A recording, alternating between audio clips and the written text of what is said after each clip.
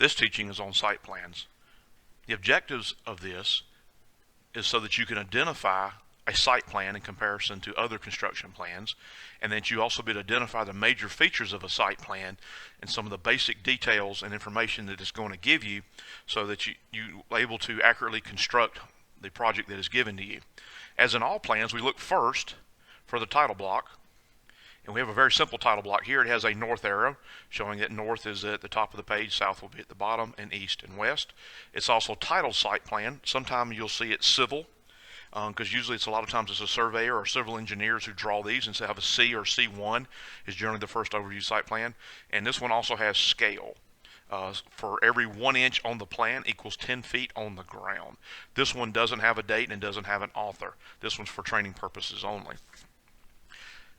Other major elements on this, you're going to notice that the site plan has established a property line. Here's the northern boundary, the eastern boundary, southern boundary, and western boundary. These boundary marks were established from right here. If you look in this bottom left corner, there's a red crosshair here. This is a benchmark or a survey mark from where they initially started. So the survey started in this corner, and he went northerly for a distance and a direction. Then he went easterly for a distance and direction, and he established all the lines off of azimuths and distances. The other major feature you see is pretty much in the middle of this is the building. In this case, we're building a home, and it has an attached garage. And you really see no details to the building other than the basic footprint or outline of where it's going to sit on the land. A couple of things to note, specifically, they're looking for the location of the building. If you look here, it says setback 25 feet.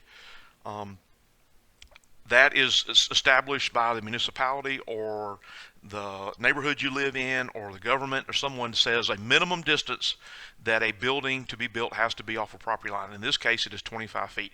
This allows for ingress and egress of equipment to get in there, mostly for firefighting. And also the same as here on the 30 feet to the left side here on the western edge of this house. It says 30 feet, and this is called a side yard. It establishes a minimal distance between houses so that mostly fire trucks can get in here. And on the front, we have a dash line going across, and it has city easement written of 15 feet. And this was established by the actual city itself, and this is an easement that they maintain. They don't own the property, but they retain the right to come in and put utilities or anything else. They can string power lines, they can run cables in the ground, they can run sewage, water, gas, anything that they need to run. They've already have the legal right to come in here and run across your driveway, which would be this area right here, run across the front of your yard, the whole bit. And locate more utilities, because that's one of the main features of a site plan and main reasons. It tells you where the building is located and where all the proposed utilities are going to be located. Here we have an electric pole that's off the property line, but you see a little dash line here, and you can imply that that is the power supply coming into the house. It doesn't say if it's in ground or above ground, so you'd have to go to another note or place in the specifications to tell you how the power supply is coming in.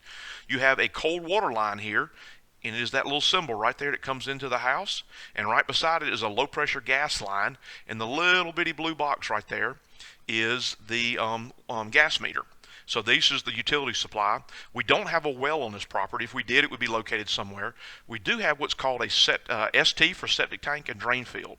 What happens in a septic tank system for the sewage, and most cities and places in cities actually have a sewer line that would run, it would come out from the front of the house and run back into the city street somewhere. In our case, we do not have that. We do have city water or municipal water, but we do not have some municipal sewage, which is pretty common in Lee County. So there would be a pipe coming, all the toilets and everything ties together in the house, and the pipe runs into the septic tank, and it's roughly 500 gallons or so, and as it fills up, it's got another pipe near the top that runs out into the drain field.